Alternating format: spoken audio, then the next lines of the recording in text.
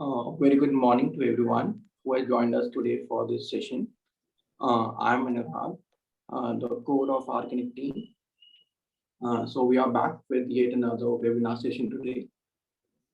The speaker for today's session is Mr. Srinjoy Ganguly, who's the founder and CEO of Adroitera, which is an edtech firm. He's an IBM Qiskit advocate and educator and trainer. He possesses masters in quantum computing, machine learning, deep learning, and AI. He's teaching and training students, industry professionals, and business professionals for over 5 years now. He has led, mentored, and taught quantum machine learning, study space at Q Research, Q World, and authored a book on quantum computing with self programming. He has conducted faculty development training at IIIT Pune by special invitation and gave expert talks on quantum machine learning at IEEE Signal Processing Society and has conducted several webinars at various institutes related to quantum machine learning and quantum computing. He has been appointed and invited by Woxon University as a visiting professor to teach quantum computing to MBA students. His research interests include quantum machine learning, quantum natural language processing, a graphical calculus for quantum computing, and quantum image processing. Now, I would like to request Srinjoy for take over this session and thank you for joining us today for this session. So over to you, Srinjoy. Thank you so much, Anurag, for the kind introduction. And yeah, I'm super happy to be here, and I'm so humbled that you invited me. And this is my very first webinar on QNLP. So let's see how it goes. And if you all are unable to understand, not understand like something, so that's perfectly fine. I will also be providing some resources, some papers which are very nice introduction to this topic. And this is also a very new topic. It's it's like I would say very new topic rather, which saw development in the span of 2020 to 2021. And more developments are supposed to happen, and maybe you all can contribute to this. So let's get started. Yeah, sure. So is my screen visible? Yes, it's visible. Okay. It's visible, right? Yeah, Okay. All right. So yeah, let's get started. QNLP with Lambec Toolkit. So if you are familiar, just few days back on 13th of this month, Lambec Toolkit was launched by Cambridge Quantum, which is a full QNLP toolkit. And this is like, the world's first toolkit to perform QNLP experiments. As of now, very basic experiments are there, but they just provide you a background, an intuition that indeed even quantum NLP can be performed on quantum hardware and quantum simulators. And in the end of this session, I will show you a very short demo. It is also from the Lambec documentation about running a small classification model on QNLP simulator. So I have already ran the code to save some time, and that's like, I will show you towards the end. So this is the agenda for the talk. We will start with some basic intro to quantum computing. Then we will see some very basic intro of machine learning, which is required to understand QML, quantum machine learning. Then we will see briefly about two or three applications of QML and quantum computing as well in general. And then I will introduce you the QNLP. I will explain the Lambec toolkit briefly, how it works and what are the processes involved, because those processes are the ones which are actually followed in the code. So if you know that theory, so it becomes very easy to carry forward. And then I will provide you a small Lambec demo, and I will provide you some topics for research in quantum computing. They are mixed, like quantum hardware plus quantum software. But of course, they are not a comprehensive list. It's only one slide, but you will get the idea how you can conduct research in this field and what are the topics which which requires more and more research and filling the critical gaps. Okay, so I will start with classical versus quantum because it becomes easy to understand. So as you all know, classical computing is based on classical mechanics, the Newtonian mechanics, and quantum computing is based on quantum mechanical principles. So quantum computing is basically that field which utilizes the weirdness of quantum mechanics to perform calculations. So it's a mix of mathematics, computer science, mostly computer science, I would say, because it's computing. In classical, we use the classical bit 0 and 1. So as you all are familiar, voltage 0, voltage 1, that means off and on. But in quantum computing, what you can do is that you can have quantum states, which we call quantum bits. Quantum bits are two-level quantum systems, and two-level means 0 and 1. But not only it can represent 0 and 1, but it can also represent a linear combination of zeros and ones. So that is what we call as superposition. So superposition is nothing but a linear combination of these quantum bits. And we represent them by this Dirac notation. This is called the Dirac notation, which is called Ket0, Ket1. The hardware for classical computing is composed of CMOS circuits, which is present in our laptops, computers, mobiles, etc., monitors, TV, like all those electronic devices. And the hardware for quantum computing varies. And this is also a research exploration question, like what is a particular hardware which will be good for everything. So my opinion will be there are several hardware currently, and maybe in near future we might have all these hardware still, and we might use them for specific applications. For example, D waves, D waves quantum computer is very good for optimization problems and so on. So maybe superconducting and photonics will be used for more universal problems, maybe quantum finance or quantum chemistry simulation and like that.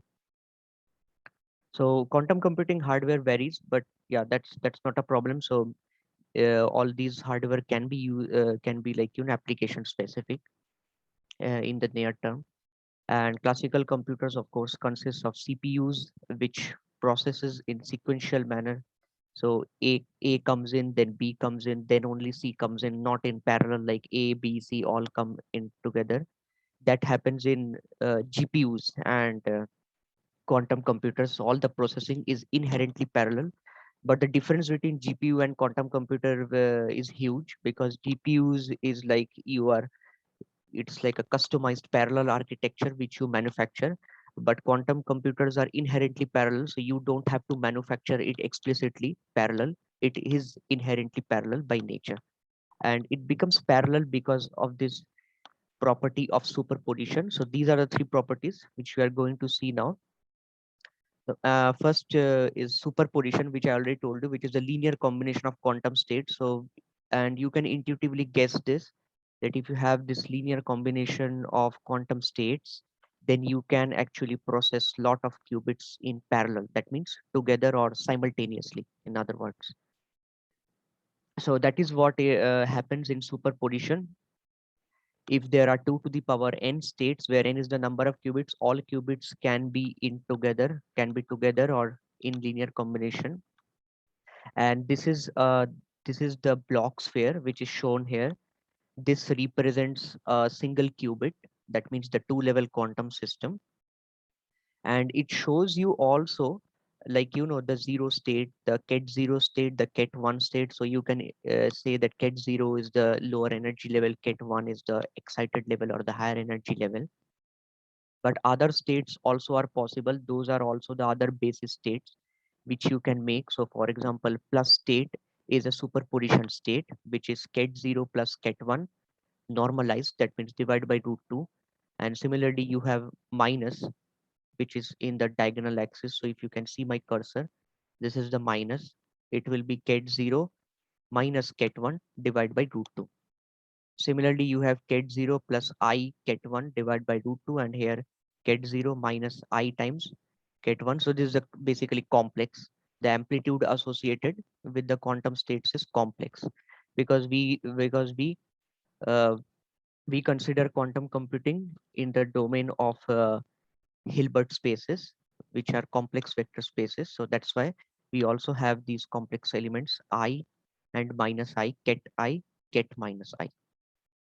So this is a simple representation how you can represent a qubit in a block sphere. Then we have the property of interference, and interference, as you all have already studied this in high school, Young's double slit experiment, where we used to have a beam of photons or electrons, and we used to have a narrow slit, and they used to pass through the slit and make some patterns. So on a white screen, at some parts of the screen, the light was, if you are considering photons, the light was bright because of constructive interference, and in some parts of the screen, the light was low because of destructive interference.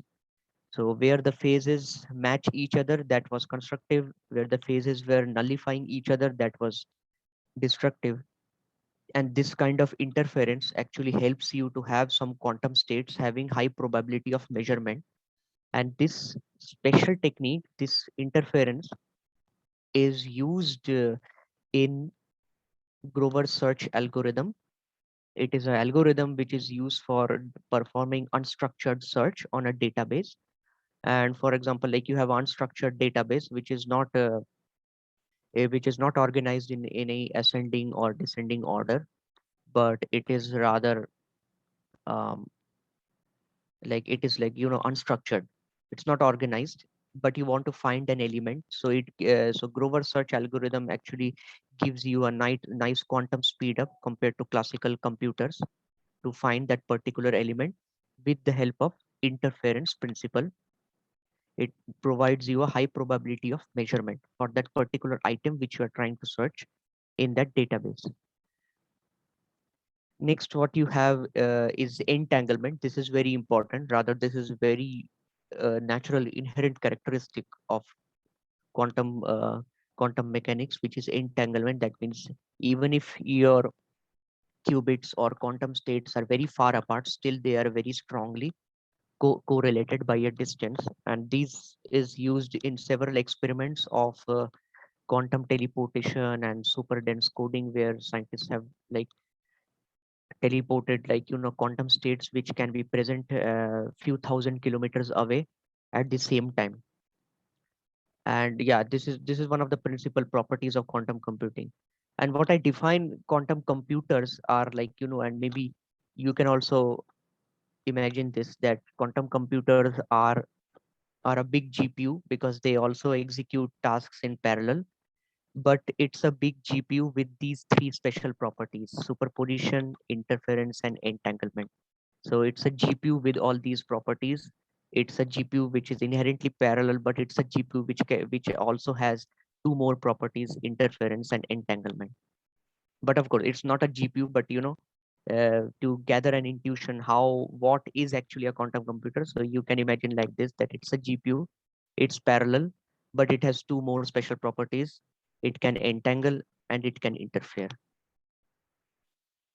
So I just want to give you just a brief slide on the quantum logic gates. So basically, we represent these logic gates using matrices, and that's why, like, before you dive into the field of quantum computing, if you have a nice background on linear algebra, it helps a lot. Most of the computations, and of course, I'm talking about digital quantum computers. The thing which we are discussing now is all digital because zero and ones are present, and not there are also analog quantum computers which are continuous, but I am talking about the discrete model, as that's used mostly in most of the research. But of course there are also research in the continuous domain as well.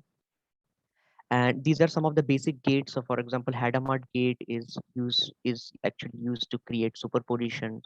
And similar to, classical logic gates, we have this X gate, which is like the NOT gate. And Z gate is it multiplies a -1 to the to the state, to the higher excited state, that means ket1 state. And y is for, like, again it's like the same operation as x gate, the not gate, but instead of a normal real value, it just multiplies a complex amplitude in the quantum states and also flips the qubit. So if you have a qubit in ket0, it will become ket1 after passing through x gate, and so on. And these are some of the 2 qubit gates. Those were single qubit gates. These are 2 qubit gates and their respective matrix representation. So we have the control NOT gate. So this C NOT gate, and if you have a Hadamard gate, these two combination can give you an entangled state, which is known as the Bell state. And in the QNLP slide, actually, I'm going to show you the diagrammatic representation of a Bell state. And with the Hadamard and C naught, of course, you get a Bell state. Then you have a swap gate, which is like swapping the qubits. So if first qubit, second qubit, they ket0, ket1, then they get swapped and it becomes ket1, ket0. Again, you have these controlled Z similar to controlled NOT. So controlled operations are very simple to construct, because you have the single qubit gates and you just put them onto the second qubit and put a control wire through them. So for example, just as you have controlled NOT, that means controlled X, you can similarly have controlled Y, controlled Z, and also controlled Hadamard, and there are several other gates as well, which you can have. For example, the S gate. S gate is more, S gate is also in the domain of the phase gate. So also Z gate is also, because they mostly deal with the, they like, multiply an amplitude into the excited state. So they change the phase of that particular state. That is why they are also known as the phase gate. And we have at the end the Toffoli gate. This is one of the 3 qubit gates where you have these lines. So these lines basically represent the qubits, and where you have these 3 qubits, and its working is like whenever these states will be in one, then only this state will get triggered. And basically for all of these controlled operation, it's the same kind of working. Whenever the first qubit is in one, then only the second qubit will get triggered. That means it will it will get activated. So for example, if here was ket0 and here is ket1, so this is activated. So since the control is activated, the black dot is control, it's activated. So therefore the target, the second qubit, will get activated, and the ket0 here will get transformed to ket1, and here nothing happens, the ket1 remains ket1. So similar to that, here also if we have two ket1s, and for example here we have ket1 again, so all are ket1s, the output state will be ket1, ket1, and ket0, because these two controls were activated. That's why this will get triggered. The target qubit will get triggered, and that's why the value will change. And depending upon the operation, that operation will be applied. Here it is a X gate, it's a NOT operation. If you have a Z gate, then you will have some different operation, you will get the -1. So these are the basic quantum logic gates which can be used to construct basic quantum circuits and quantum algorithms as well.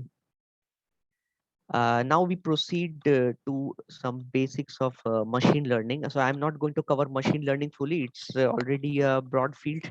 I am just going to give you a very small introduction of neural networks, because the analogy of neural networks makes a lot of sense in quantum machine learning. So this is machine learning. This slide describes you the various applications of machine learning which you might be already familiar with.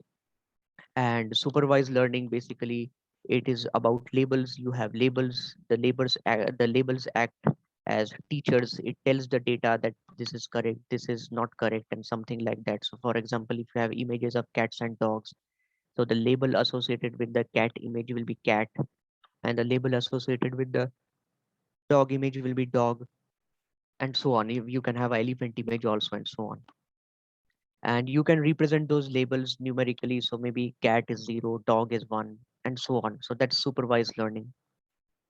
And in unsupervised learning, as the name suggests, you do not have any labels, and you are it's like you are on your own.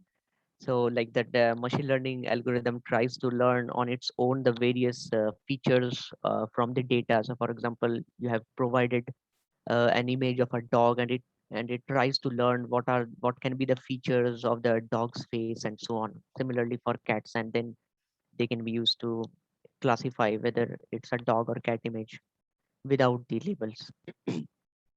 And reinforcement learning is a different phenomena. Reinforcement learning is more about, like, if you have an agent, it's more about the interaction with an environment and then maximizing a particular reward value. So for example, if you have an agent and it's navigating a path, and there are obstacles in the path, so if whenever the agent lands into an obstacle, you can deduct some reward. So maybe you can award that agent a -1 point, and whenever it gets past an obstacle, you can award them a +2 point and something like that. So that's reinforcement learning, and that is used for, like, games, AI, and of course robot navigation is the example which I gave you, then learning tasks and so on. There are various machine learning algorithms, supervised, unsupervised, we saw. And then there are also continuous and categorical, depending on the output which you want. So for example, I gave you the example of categorical, where the output value is discrete. That means 0, 1, 2. So for example, 0 is cat, 1 is dog. But also you can have the continuous values. For example, linear regression problem for predicting some kind of value. So if you have, for example, a very simple case is house price detection. So if you have house prices, and there are several criteria, maybe the size of the house and the location of the house and so on. Based on that, you would like to predict the price. So the price is a continuous variable which can vary. So it's like a real number, not like a discrete 0 or 1. And those also you can like do using linear regression, a polynomial regression. You also have the decision tree, random forest, and neural network regression as well. But you can see there's all those same algorithms can also be used for classification as well. So so predicting continuous values is regression program, and predicting categorical values is the classification problem. And now we focus specifically on neural networks, because neural networks is something, it's a part of deep learning. But the quantum machine learning algorithm, the variational circuits which we are going to talk about next, that is actually inspired from classical neural networks, in the sense that the green dots are inputs. So similarly in the QML also, you will see there will be inputs, and then you have these weights. So there are weights applied to these arrows. So these are weighted, and a linear combination is performed on all of these dots in the middle layer, in the hidden layer. A linear combination is performed. That means the weight values are multiplied with the input values, and they are or added together. And these weight values are variable. These weight values are something which are modified according to the algorithm. So it trains and it modifies itself to converge to a particular value which provides you the maximum accuracy at the output. So for example, if we have an image of dog, then its parameters will be changing. Of course, here is also a set of weights. So let's say here you have the W1 set of weights, and here you have W2, or maybe theta1, theta2. And these theta1, theta2 can be optimized using any basic gradient optimization technique. And after optimization, they converge to a certain value to maximize the accuracy. So you provided a dog image, and it should predict the label 1, assuming that the dog has label 1. And if you provide a cat image, it should produce the label 0, assuming that the cat has a 0 as its label. So this is the model of a simple neural network, and this is how the quantum machine learning is also analogous, as in inspired from. So in the quantum machine learning domain, we have these four kinds. First is the classical data classical algorithm, which we all are familiar with. So classical algorithm means the type of hardware on which it runs. So we are already doing this. We are running classical data on classical computers, but we would like to now focus on classical data because we have a lot of classical data on quantum hardware. So that means we need some kind of algorithm inspired from classical machine learning algorithms to perform quantum machine learning. So quantum machine learning is closely inspired from classical neural network or classical ML. So how it is inspired? It's inspired by the use of variational circuits. So as I told you, those parameters theta 1, theta 2 are variable. So similarly, we use variational circuit, that means parameterized quantum gates. The gates which I have shown you, those are non-parameterized, they are fixed. But here we have some parameterized gate Rx. So x-axis is in the block sphere. So here these axis x, y, these are around the block sphere which I have shown you before in this slide. So you can see that there can be several rotations. This is the y-axis, this is the x-axis, this will be the y-axis, then you also have the z-axis, and there can be, many rotations. And those rotations actually act as parameters here. Those rotations here. So for example, you have this theta 1. So theta 1 can be some angle, theta 2 can be some angle. And those are those parameters which can be trained. And by training, I mean that they can be optimized using a classical ML technique. And what you will see that these very in quantum machine learning, these algorithms are very hybrid. That means they include the quantum part, the quantum circuit, which is the variational circuit. But apart from that, from the measurement part till the optimization part, and feeding it back inside the variational circuit again, that whole part is classical. So let me go to the next slide. So this is what I mean. This is the basic architecture, and this is very similar to that of a classical ML. In the classical ML, instead of U of theta is the circuit. It's the variational circuit with some theta parameters, which learns actually, and all the other processes are classical. So after taking measurement, it predicts the labels, and then they are fed into a cost function, which uh, which compares the labels with the original true labels. So 0 and 1, they are compared with. So for example, if the prediction becomes 1, it is compared whether it is truly a dog or not. And then accordingly, the thetas are updated and fed back into the variational circuit again. And this is very similar to classical ML. In classical ML, instead of U of theta, we have some F of theta. So F of theta can be your either a regression model or a classification model. We are considering the case of classification because it's simple. So if we have a classification model for classical ML, the same process happens. Only thing is that we do not have this measurement step.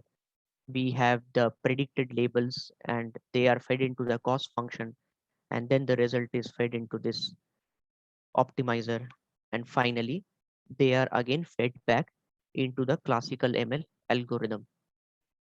And this step is very similar to a neural network. Neural networks also propagate back, they also have the process of back propagation, where all the results is fed back, and then accordingly the thetas, theta 1, theta 2 are varied. And similarly, what we have here is the quantum neural network, and this is heavily inspired from classical neural network. You can see the only difference is we have an encoder here. In classical, we don't have an encoder, but we need that encoder.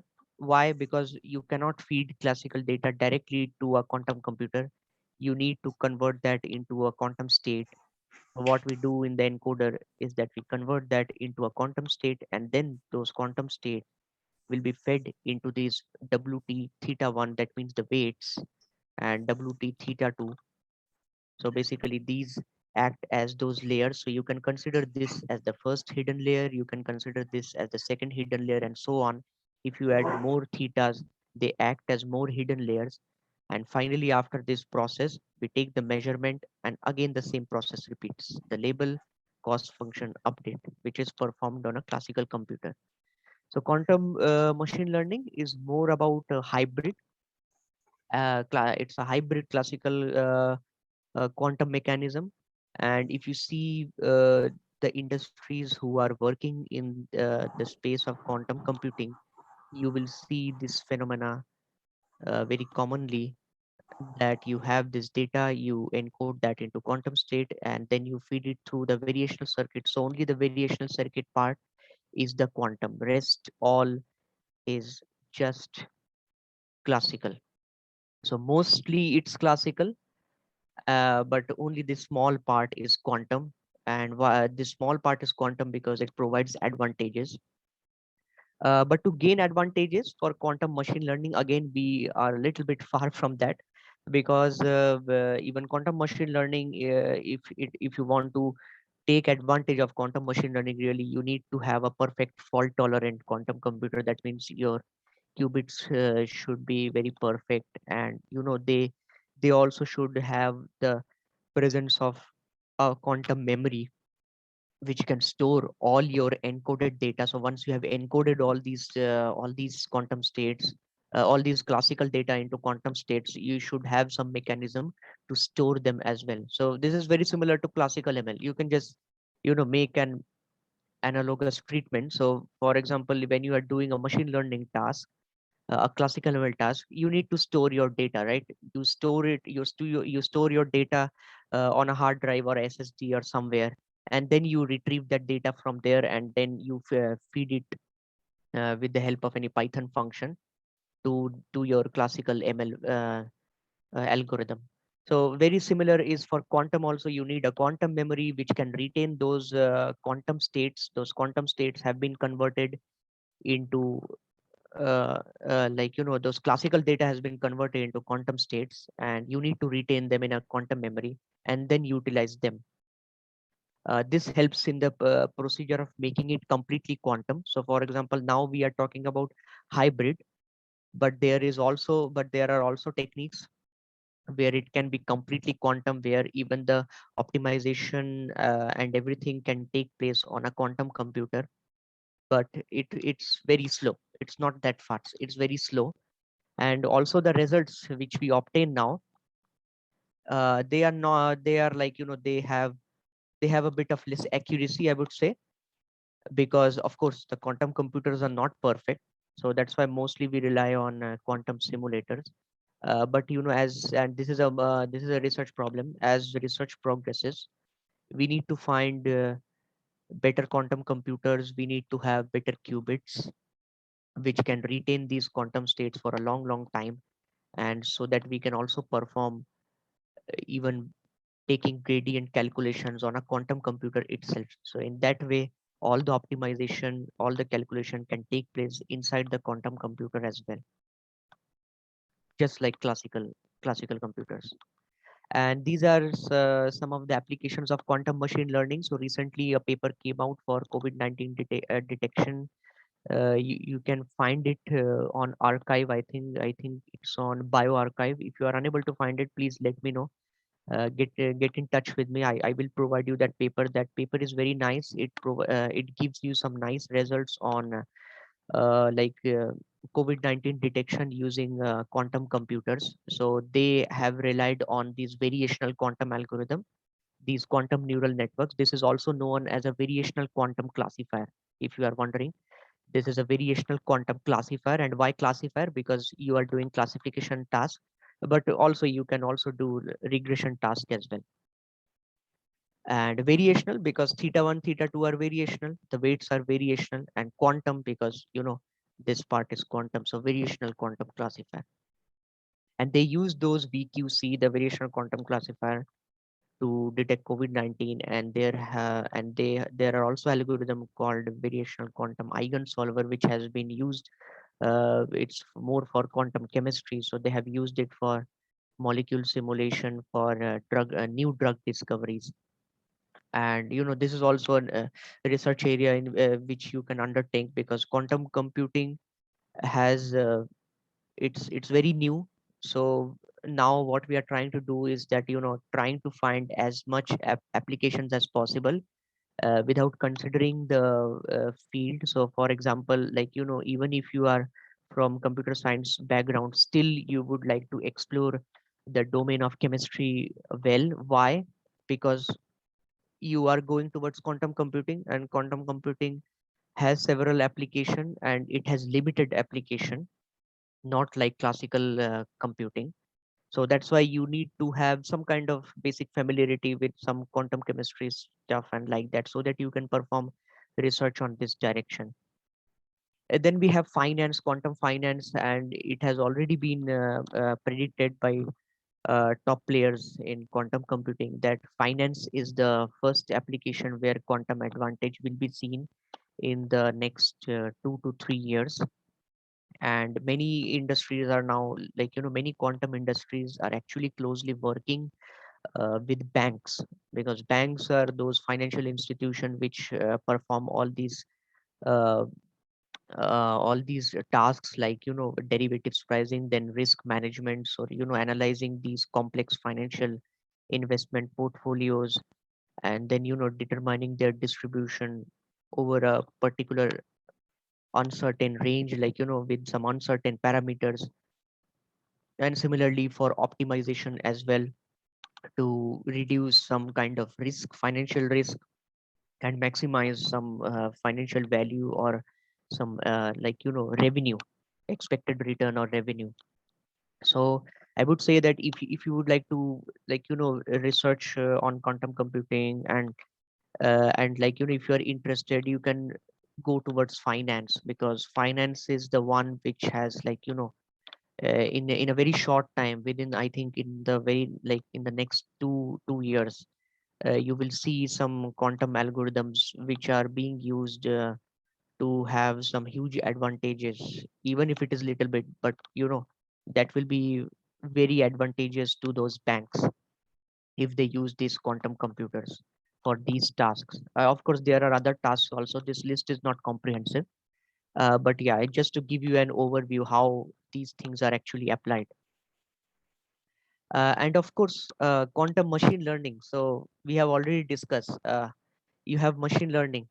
You can apply. You are already applying. People are actually already applying variational quantum classifiers to perform classification. So COVID-19 was an example, but there are other example as well. So if you go to the website of PennyLane, which is a quantum machine learning library released by Xanadu, Canadian based quantum computing company.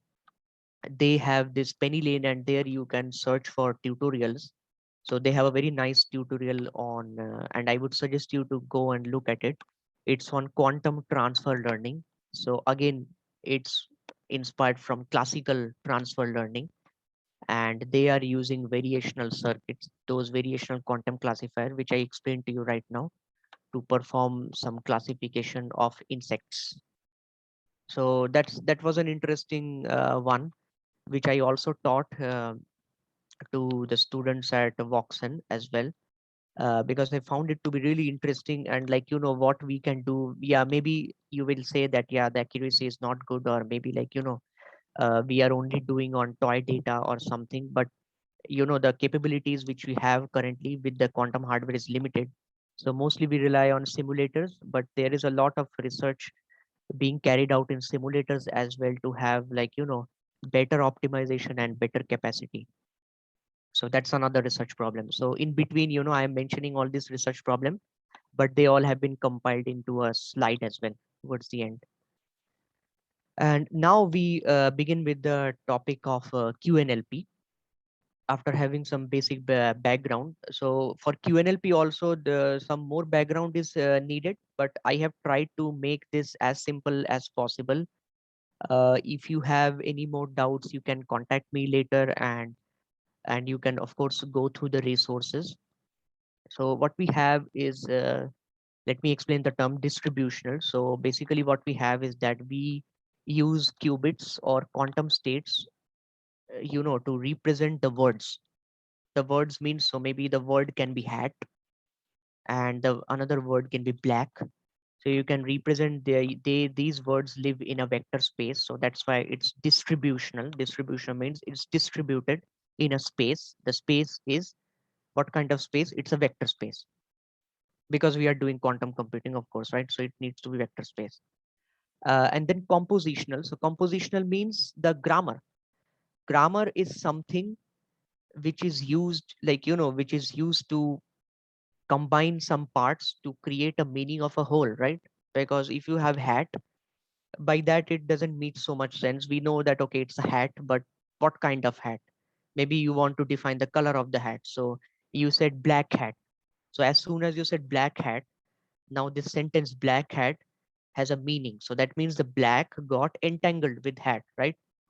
So that is compositional. So that entanglement which is created when you said black hat has now a different meaning. That's what is called compositional. That means grammar is composing from parts. Whatever the parts were black, another part was hat.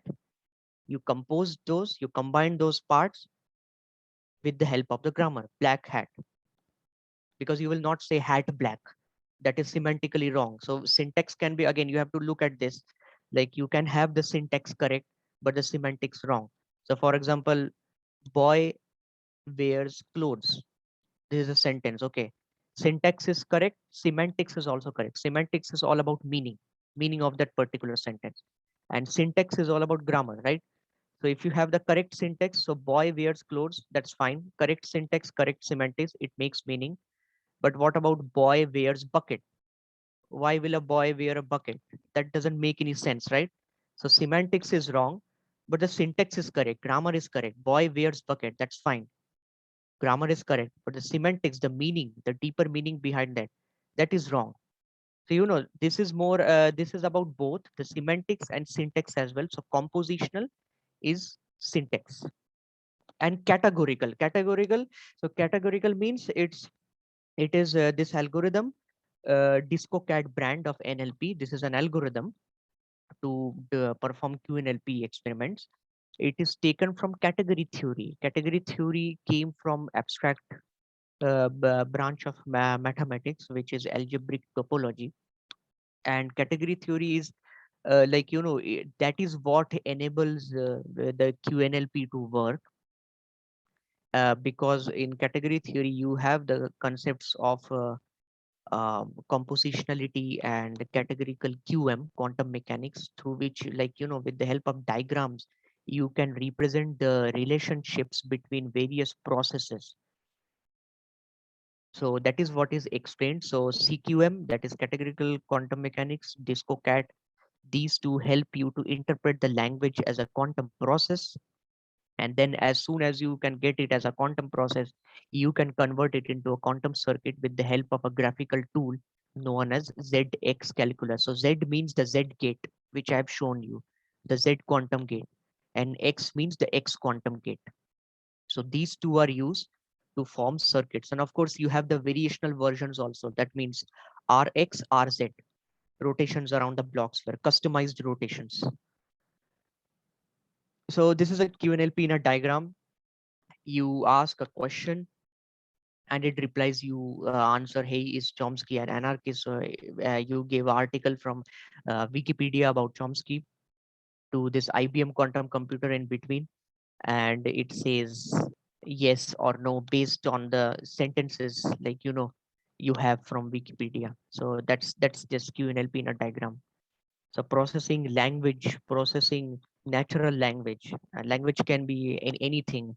We are considering English, but other languages is also possible.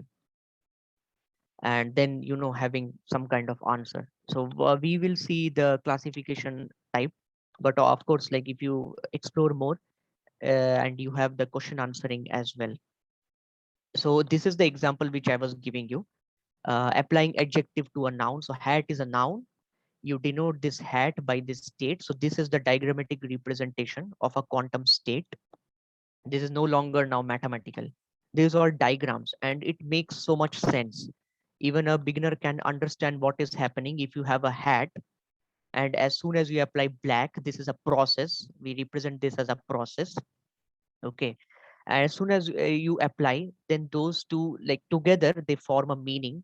So together they form a meaning. So together we apply this bell. Bell is the state which is the basic entanglement state for 2 qubits.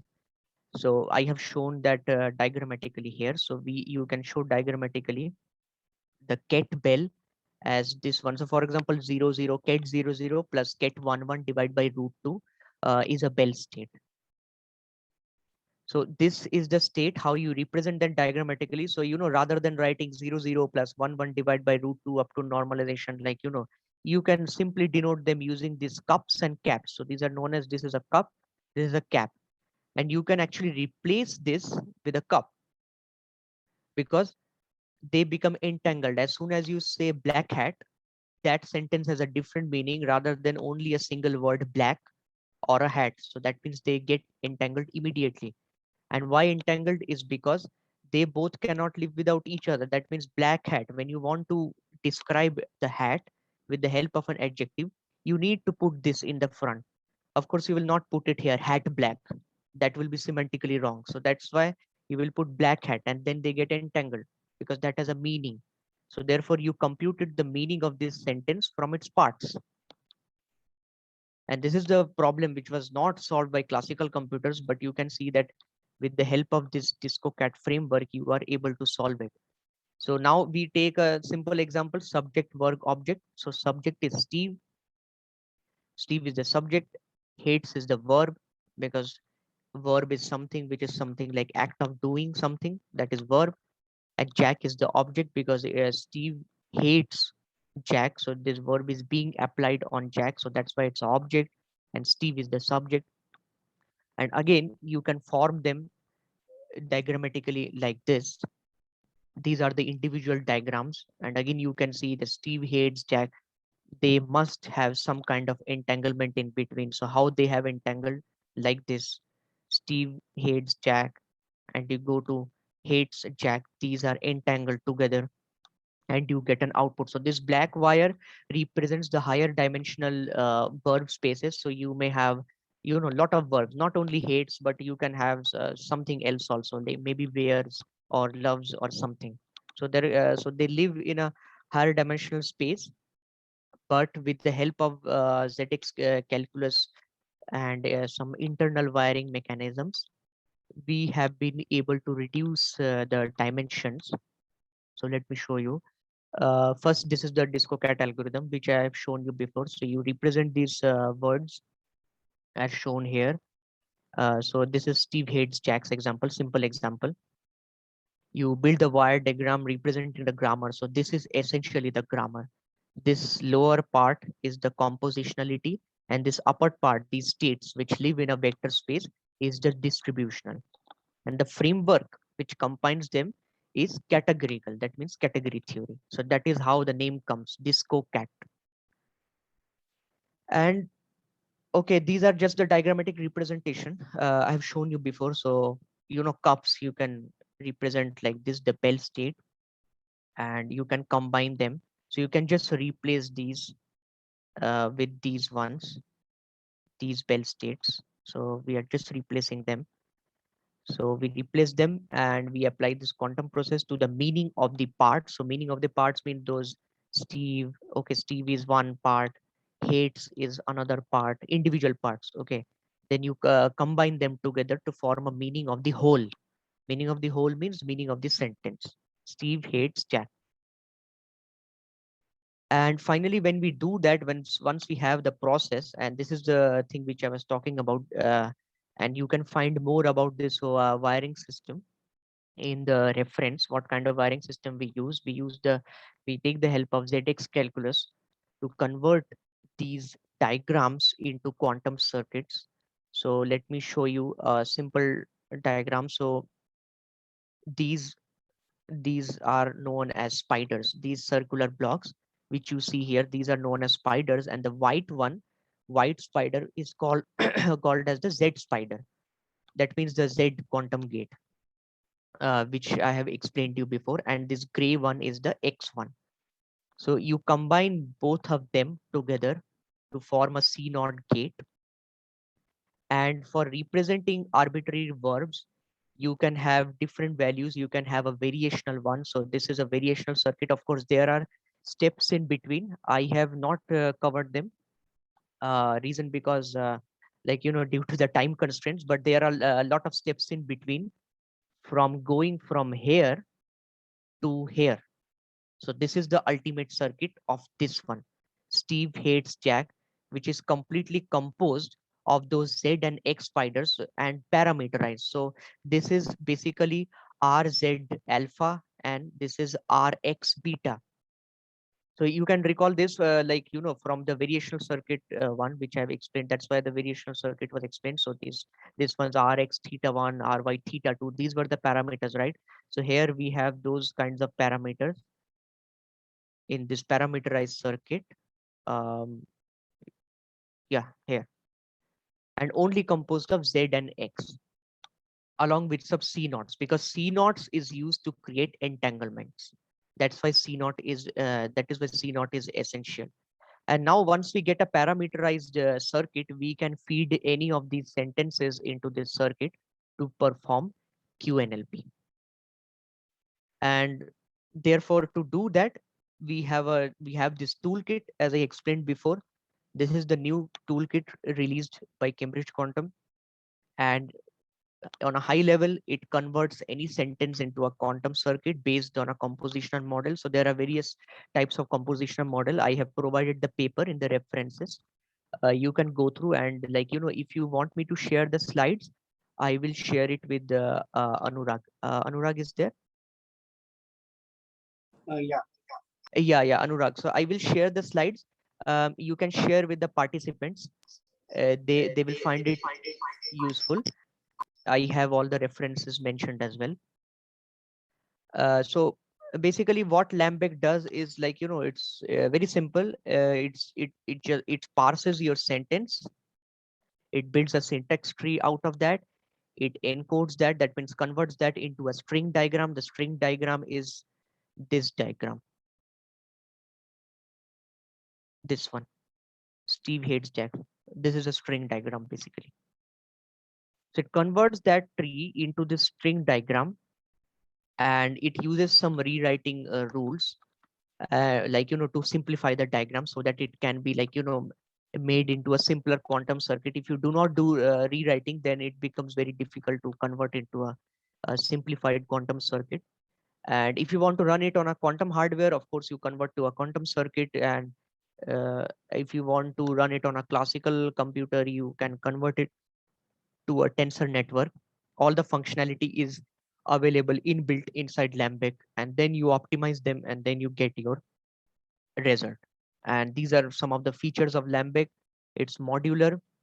There are independent modules which you can use independently. They are not dependent on each other too much. They can be used, like, you know, all alone, which provides you flexibility. It's open source. You can go to GitHub right now. You can type Lambek, Lambeq. Okay, it's the Lambek is you know, it's like giving credit to the great scientist Joachim Lambek, who worked on linguistics and computer science. And this is extensive. So they have object oriented design. It's high level. It's on Python language, and it provides you interoperability. So there is simple communication with other packages. So you can use this toolkit in near future with other packages. So of course this has been released recently. So, like, you know, more work needs to be put in. And that's also a nice area of exploration for the QNLP. So this is the working of Lambek, and this is the structure which is there and followed in the code as well. The code which I'm going to show you briefly, the demo. So based on a selected compositional model. So in our case, we, let us say we have the disco cat model. That's the compositional model we have. Okay, that model. A sentence is parsed using parser, and the parser which we currently use is the depth CCG parser. So CCG means combinatory categorical grammar. Okay, so that parser is, like, you know, it's readily available. That's why the Lambek uses this functionality. And what we do is then this parser creates a syntax tree, and from the parse tree it is converted into a string diagram, the diagram which I showed you. Steve hates Jacks and cups below, and the wire coming out, that diagram. And then it is simplified using rewrite rules to remove any redundancies, and it makes it compatible for quantum computation. And finally, the string diagram is converted into a circuit, the circuit like this, something like this. using the based on a choice of AND-SAT. So for example, this one which I have shown you, this is a manual conversion into quantum circuit. The steps are there in that paper in the reference, and I will show you. I will show you for completion. And but what we are going to use here for Lambic is actually we will be using particular predefined ansatz. Of course, there are more ansatz which are coming to Lambic. It's very new. Currently, work is being done on Lambic to include more parameterization, more choices of ansatz for quantum and classical both, and as well as variety of compositional models also. So that's the thing. And once you have the ansatz, then of course, once you have the circuit ready, then you can do anything with that, right? You can run it on a quantum computer. So main thing is to get the circuit, and that's what Lambic does, converts this sentence into circuit. And before going into the demo, I just want to quickly mention the opportunities for research scholars so in this field. So first few are for quantum hardware, like till this one, discovery of new qubit technologies. So currently we have those quantum hardware, which I told you. We have superconducting qubits, we have photonic qubits, we have ion traps also, and others as well. But still researchers are working on, like, this is towards quantum hardware. If you have interest towards hardware, you can go in this direction in, like, discovering new qubit technologies. And maybe like also another research direction is to improve qubit fidelity, or like the quantum hardware design, so making the design optimized and efficient. And there is a nice toolkit for this, which is the Qiskit Metal. Qiskit Metal is open source, and you can actually design your own superconducting qubits, and there are actually documentation and tutorials available on the Qiskit Metal website, which gives you demo of how you can design a 5 qubit quantum computer. It also gives you a demo of a real quantum computer which has been deployed by IBM in Japan. I think it was 5 qubit only. Yeah, I think it was 5 qubit. You can check the documentation that they have given the design, which they have designed using Qiskit Metal, and they deployed it on a real hardware in a in Japan as a real quantum hardware, superconducting. So of course, check Qiskit Metal out for quantum hardware research. It's really nice. And you can also work on quantum error correction. This is very important because currently we have the quantum computers, the qubits are fragile, and therefore they require error correction continuously. So that's why you can also go towards the research direction on quantum error correction algorithms. Then quantum memory, I have already mentioned you this QRAM. So if you have access to something like QRAM, then quantum machine learning can really provide some nice speed up compared to classical ones. It has already started to work on simulators, but simulators are limited. We need to have a very nice quantum hardware with lots of qubits to really store millions of data, and then have some efficient accuracy or output from that data. If we have everything quantum, not so much hybrid. And towards the software, this one I mentioned to you, I think, development of classical quantum simulators. So simulators which provides interoperability between the quantum hardware and classical hardware, also which provides more capacity. So more qubits for experimentation, unless the quantum hardware develops. So for now, we are relying on this. And also there is a need for high level programming languages. So Silk is a language, as you know. The book which I wrote, it was on a high level programming language, Silk. And that that gives you nice syntax and semantics for coding quantum computers.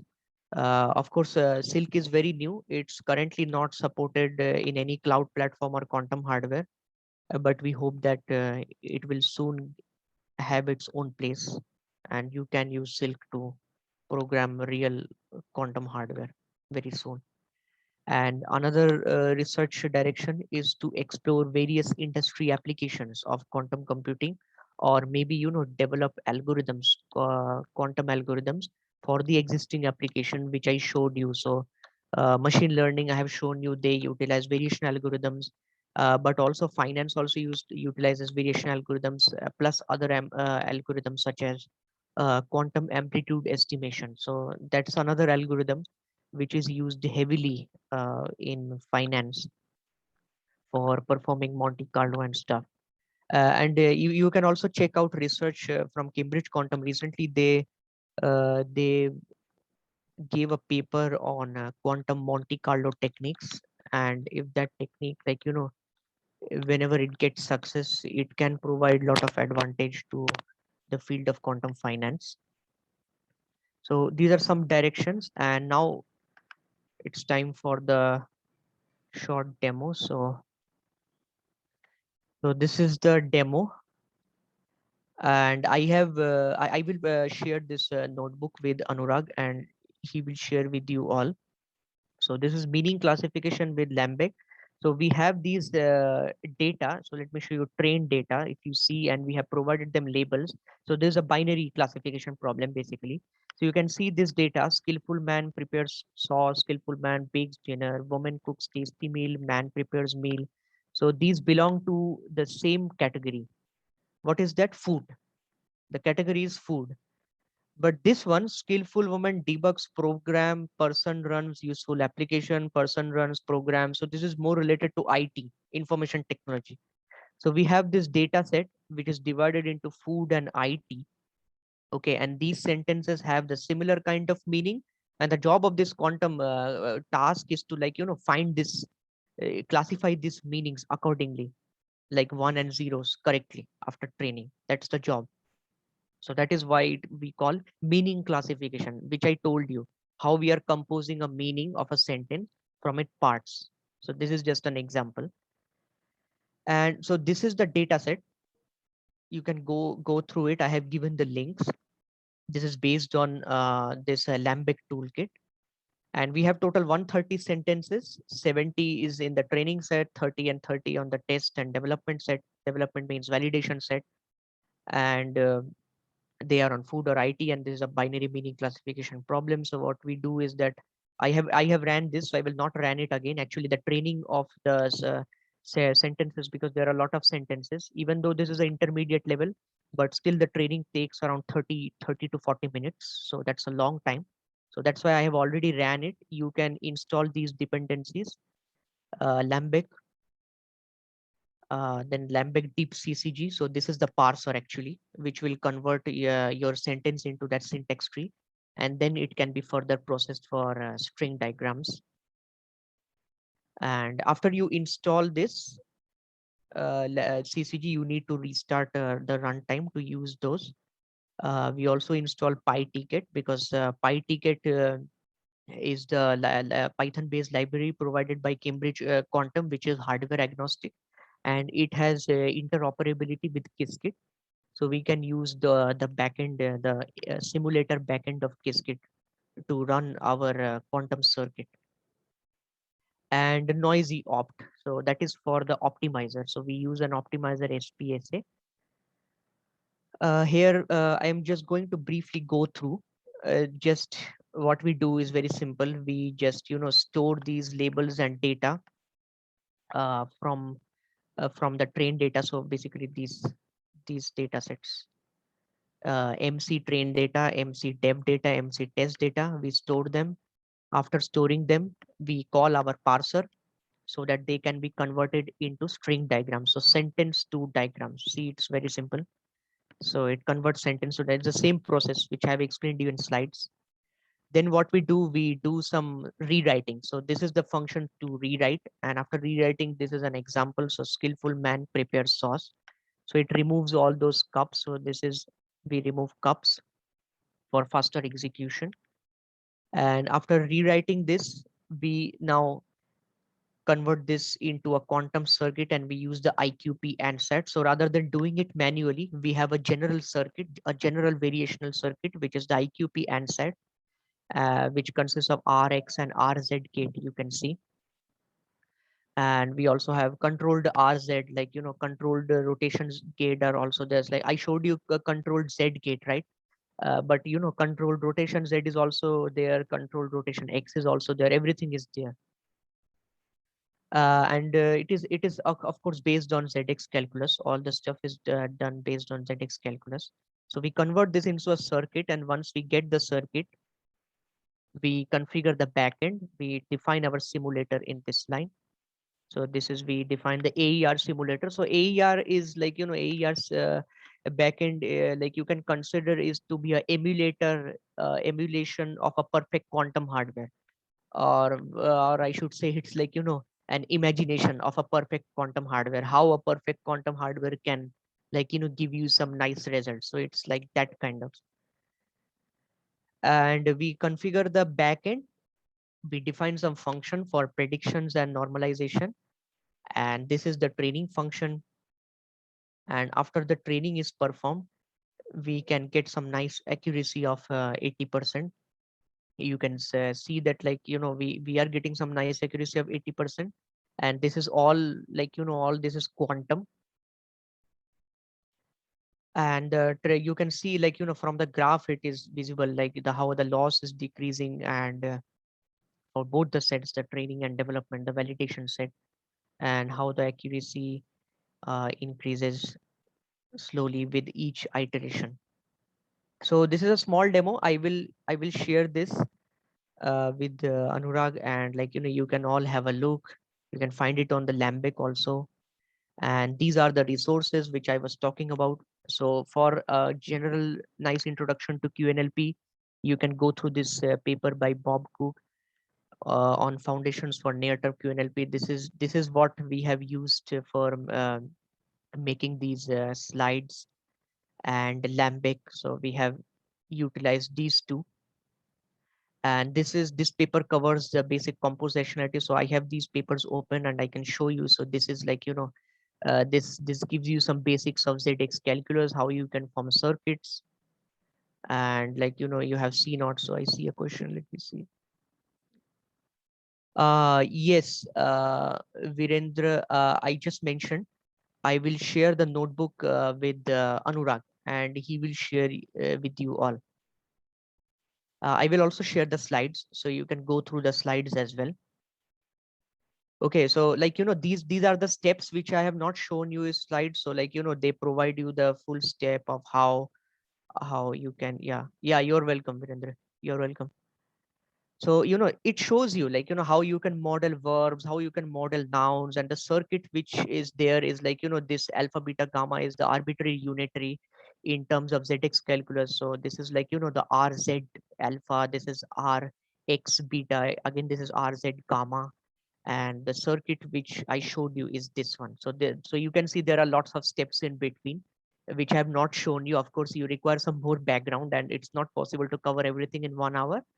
But I just try to give you a basic intuition of how you can convert a sentence manually with this, and how, like, the Lambic is using a predefined ansatz, which is much more easier, I would say, because converting each sentence into a circuit is a headache, right? There are so many variety of sentences. You cannot have, like, thousands of quantum circuits for each of those 1,000 sentences. So it's better to have a general ansatz, which is this IQP ansatz, which makes your life much more easier. And it can, like, it can feed all those sentences and provide you nice results. So yeah, please consider checking out this paper. It's really nice. It shows you all the process, and it's a very nice introduction to QNLP. And then this is the recent paper for Lambic.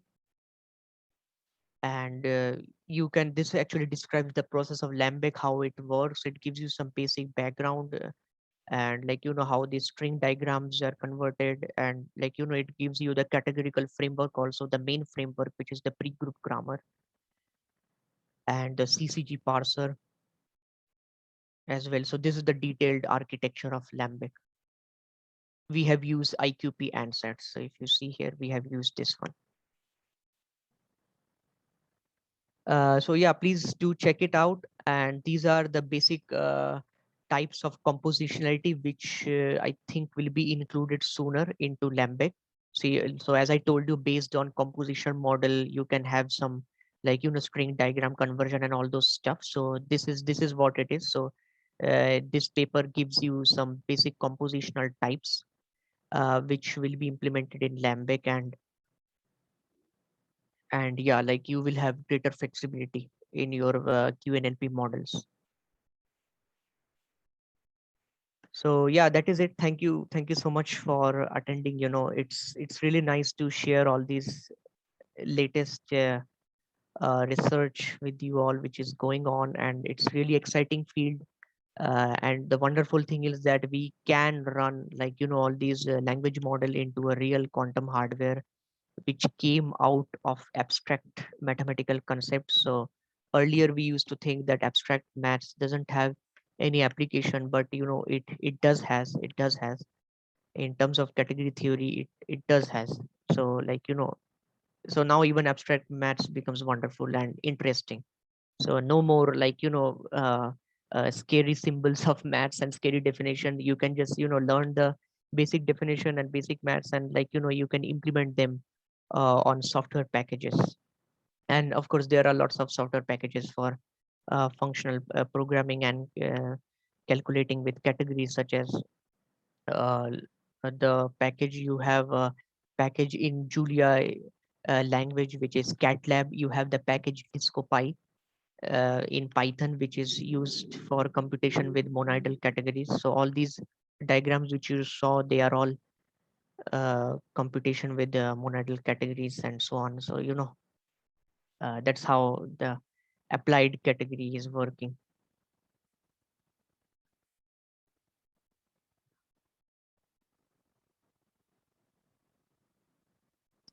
Okay. Yeah. Yeah, So Anurag, please go ahead. thank you, Sanjoy, for such enriching and insightful session on quantum computers. As you all know, that this field is a ever-growing field, has a lot of future.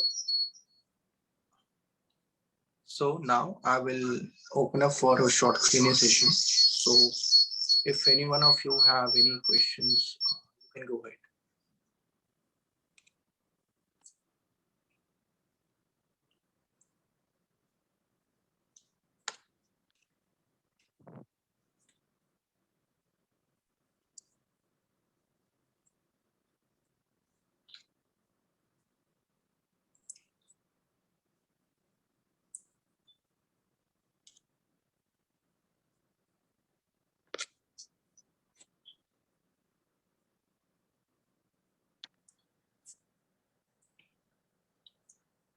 Okay, so I'll start with my question.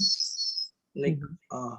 what are the advantages of quantum computers when it comes in comparison to like supercomputers that are used like in many applications, like for simulations and everything? And like, what are the advantages in terms of efficiency and speed? Yeah, it's a nice question. I do not know the exact figures, Anurag. Okay, that's a bit difficult to describe, but I quantum computers are of course better than supercomputers, because the supercomputers which you use for simulation right now, you have like large cluster of all these computers which form these supercomputers, and you are basically using classical principles. And the one which I told you about quantum utilizes the principle of superposition, so it's inherently parallel. So you can encode a lot of data in a small number of qubits. So that is the advantages. Quantum gives you an exponential advantage over the classical. So where you are requiring this large room of supercomputer, maybe you can replace that with a one small quantum computer in near future, and that can all do the work much more better and efficient than a supercomputer. That's the power of quantum computer. It provides you that exponential speed of in terms of qubits. Yeah, and like in applications like computational fluid dynamics also, where Yeah, we have yeah, simulations like linear algebra and everything. yeah. Of So course, you will get can we see a advantage. Mhm. replacement for quantum computers there also, right? Yeah, of course, you can use for linear algebra, you can use for for financial application, you can use for Monte Carlo stuff, which I described you before, which is most of the simulation related stuff, chemical simulation, chemical simulation requires hundreds of qubits. So if we have a perfect quantum hardware which has thousands of qubits, and even hundreds of them are really, really good, we can actually analyze complex chemical molecule. And not only that, even quantum computers can also be used for weather forecasting. So climate, it's in climate, it's a complex phenomena. It has so many variables, so many uncertainties, and quantum computers can help there as well. Currently supercomputers we are using for climate prediction and everything, but yeah, quantum computers can replace them and provide much more better efficiency as soon as the qubits become perfect. Okay, and what are the prerequisites like in terms of any programming language or something to Hmm. start with quantum computers? Yeah. Yeah, so that's a good question actually. So this is currently in the exploration phase. So mostly now I would say, as a Qiskit advocate, I would prefer Qiskit. But yeah, but I have also written book on Silk. So Qiskit is a low level language. It allows you to program circuit, but also Qiskit also has higher level packages as well, which are used for applications. So you can participate in now quantum challenge, which is which will be starting from 27, and that will be covering various applications of Qiskit. So it will be a hybrid of high level stuff plus low level circuit stuff. And the language Silk, which I described you, that's a high level language. So I would say if you have fundamentals of low level and high level clear at this point, it will be nice actually for the near future, because mostly now we are all working on low level, making quantum circuit and then running on hardware and something.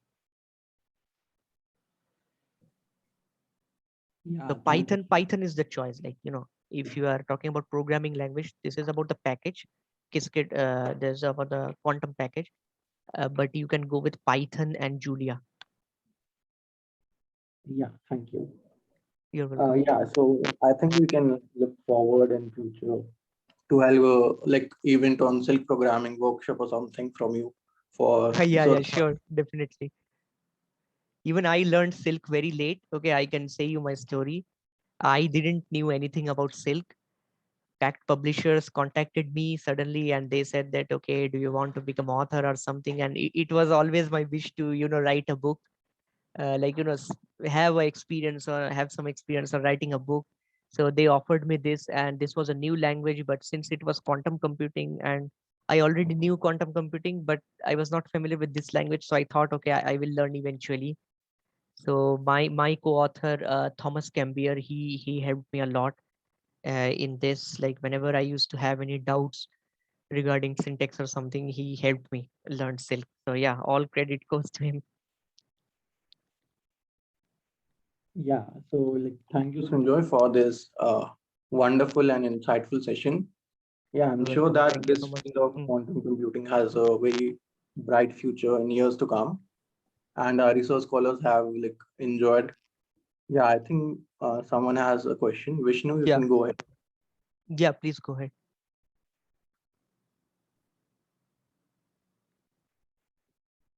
Vishnu, you can unmute yourself.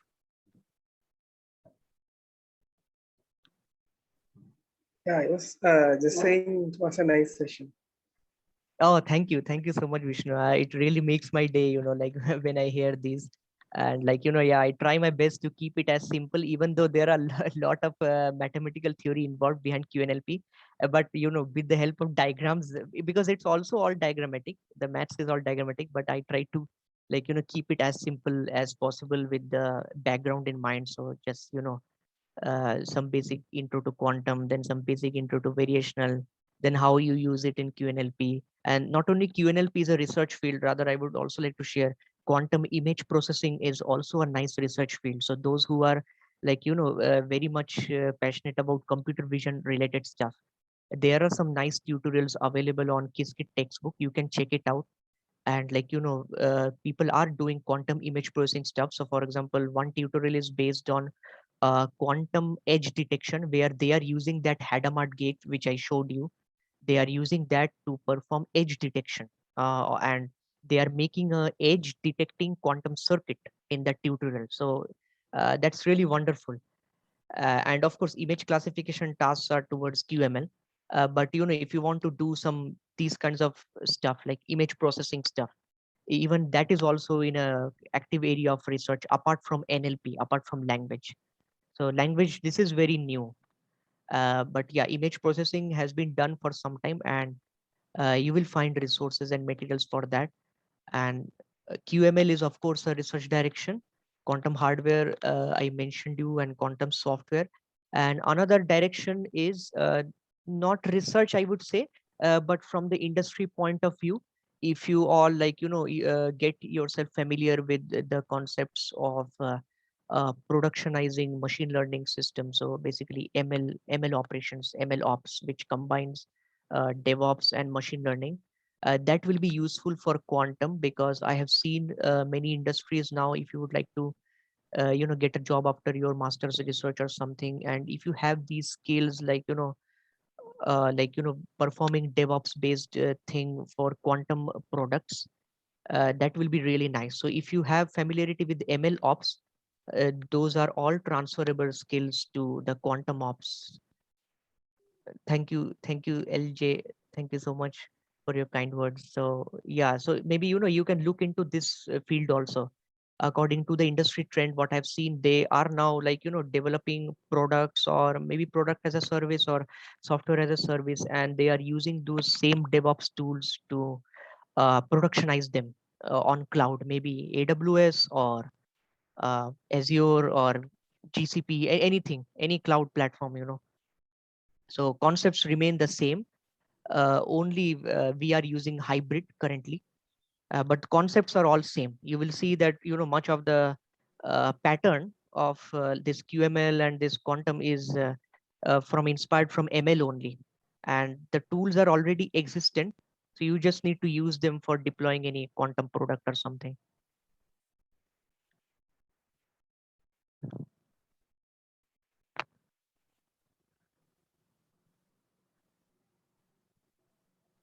So yeah, that is what I wanted to share. That's some industry perspective what you can work. And yeah, thank you so much. You're welcome, Sarvesh. Thank you. Any other questions? If you have any more questions, please feel free to ask. And if you are not able to not get any question, that's perfectly fine. Let me share my email address so that you can contact anytime. I will be happy to uh, help you.